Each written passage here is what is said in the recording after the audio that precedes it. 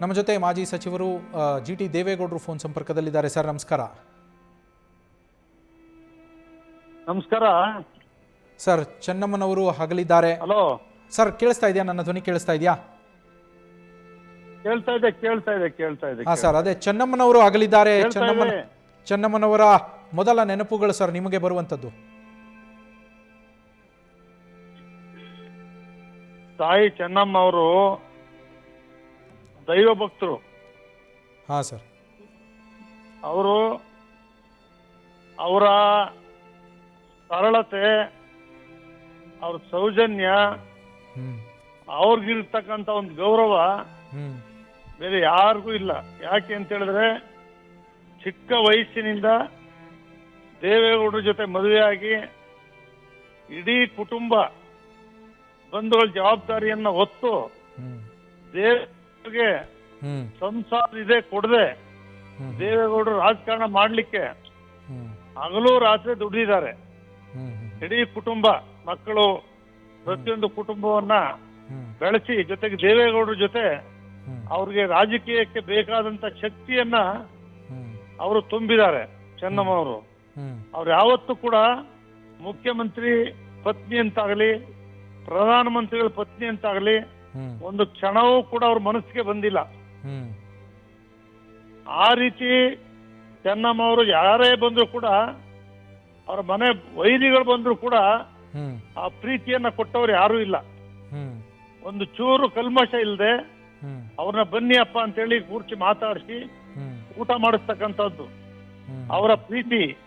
ಡೆಲ್ಲಿನಲ್ಲೂ ಕೂಡ ಪ್ರಧಾನಮಂತ್ರಿ ಆಗಿದ್ದಾಗಲೂ ಕೂಡ ಅವ್ರ ಮನೆಯಲ್ಲೇ ಹೋಗಿ ಊಟ ಮಾಡ್ಕೊಬರ್ತಿದ್, ನಾವು ಹೋಟ್ಲ್ಗೆ ಹೋಗ್ತಾ ಇರ್ಲಿಲ್ಲ. ಆ ರೀತಿಯ ಚೆನ್ನಮ್ಮನವರೇ ಒಂದು ಆದರ್ಶ.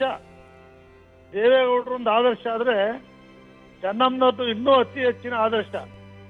ಆ ದಂಪತಿಗಳು ಯಾವಾಗಲೂ ಕೂಡ ಆದರ್ಶವಾದ ಬದುಕು, ಆದರ್ಶವಾದ ಜೀವನ, ಅವ್ರು ಕಷ್ಟಪಟ್ಟಿರ್ತಕ್ಕಂಥದ್ದು ಯಾವತ್ತೂ ಕೂಡ ಅವ್ರ ಪ್ರಧಾನಮಂತ್ರಿ, ಮುಖ್ಯಮಂತ್ರಿ ಮನಸ್ಸಿಗೆ ಬರದೆ ಅತ್ಯಂತ ಸರಳತೆಯಿಂದ, ಪ್ರೀತಿಯಿಂದ ನಡೆದಂತ ನಿಜವಾದಂತ ತಾಯಿ ಚೆನ್ನಮ್ಮ ಅವ್ರು. ಎಲ್ರಿಗೂ ತಾಯಿ, ಎಲ್ಲರಿಗೂ ತಾಯಿ ಚೆನ್ನಮ್ಮನ ಆ ಪ್ರೀತಿ ಕೊಟ್ಟಂತವ್ರು.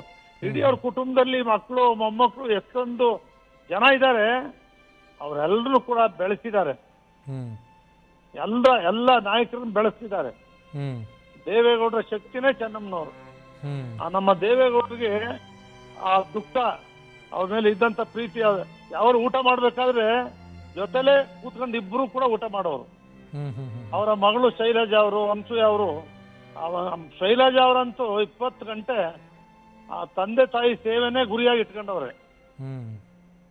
ಆ ರೀತಿ ಮಾಡ್ತಾ ಇದ್ದಂಥವ್ರು. ದೇವೇಗೌಡರಿಗೆ ಆ ದುಃಖ, ಅವರು ದೈವತ್ವ, ದೇವೇಗೌಡರು ದೈವತ್ವ ಇದೆ. ಅದರಿಂದ ದುಃಖ ಬರ್ತಕ್ಕಂಥ ಶಕ್ತಿ ದೇವ್ರು ಕೊಡ್ಲಿ.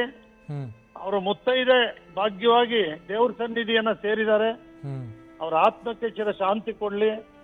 ಅವ್ರ ಕುಟುಂಬಗಳು, ಅವ್ರ ಅಭಿಮಾನಿಗಳು, ಬಂಧು ಬಳಗ ಎಲ್ಲರೂ ಕೂಡ ಆ ದುಃಖವನ್ನು ಬರ್ತಕ್ಕಂಥ ಶಕ್ತಿಯನ್ನ ದೇವ್ರು ಕೊಡ್ಲಿ ಅಂತೇಳಿ ನಾನು ದೇವರಲ್ಲಿ ಪ್ರಾರ್ಥನೆ ಮಾಡ್ತೇನೆ. Thank you sir, thank you. News first, ನಿರ್ಭೀತಿಯಿಂದ ನಿಮ್ಮ ಪರವಾಗಿ.